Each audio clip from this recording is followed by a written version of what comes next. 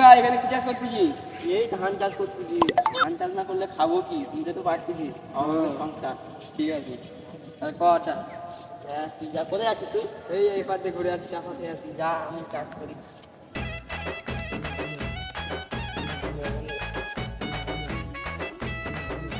অনেকটা তো বেলা হয়ে গেল, অনেকক্ষণ দিয়ে কাজ করতিস না, ঘর দিয়ে খেয়েই আসি।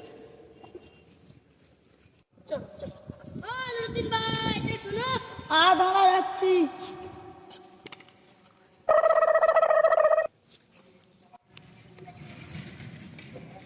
আমার জমিতে না ধান লেগেছিল, মনে হচ্ছে ভালোই ফসল উঠবে। তোমার কি অবস্থা বলো? আমারও ভালো, চাষবাস করতেছি, ভালো হচ্ছে, সব ধানও ভালো হচ্ছে। আলুর দামও খুব, পেঁয়াজের দামও খুব। পেঁয়াজের গাছ আমি এক্ষুনি লাগাতাম, পেঁয়াজের দাম এখন খুব হাই। আলু পেঁয়াজ করতেই পাওয়া যায়নি, বুঝেছি। ধান টান আর চাষ ভালো হচ্ছে, দেখি ধান ফান বিক্রি করে সব। আমার জমিতে কাজ আর ছাগল পড়েছে দেখি। এই তো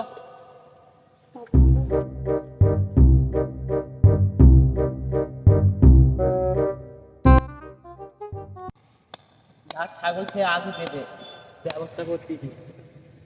আরে বন্ধু, অনেক গল্প হলে আমি মুখতে ছেড়ে দিকে কোথায় আছি দেখে আসি। যা দেখে আয়, ভালোভাবে থাকিস। ঠিক আছে বন্ধু, পরে দেখা হবে বন্ধু। যা। তোমার ছাগল ভালো করে বেঁধে রাখতে পারবে না? আমার জমি যে ঘাস খাচ্ছে, তুমি তেমনি মানুষ যে ভালো করে বেঁধে রাখতে আমি পারবে। তো ভেবেই দেখেছি। তুমি লোক আমার তোমার ছাগল ভালো করে বেঁধে রাখতে পারো নি?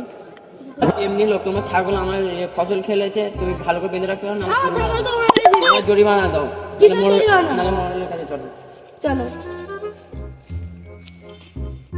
জয় বিচার চাই। মরার মতো এই ছাগল ছেড়ে দিয়েছে, আমার জমি সব ফসল খেলে। আমার বসে আমার ছাগল মারা ছিল। না মরার মতো এই ছেড়ে দিয়েছে জোর করে। কিভাবে ভেঙেছিল ফসল খেলো? আমি তো ফোঁটা দিয়ে ফোঁটা দিয়েছি। না মরার মতো এই মিথ্যে কথা বলতেছি। যাই হোক, ও যখন ফসল নষ্ট করেছে তোমাকে ওর জরিমানা দিতে হবে। যা ক্ষতি হয়েছে ক্ষতিপূরণ দিতে হবে। ঠিক আছে, ওর মতো।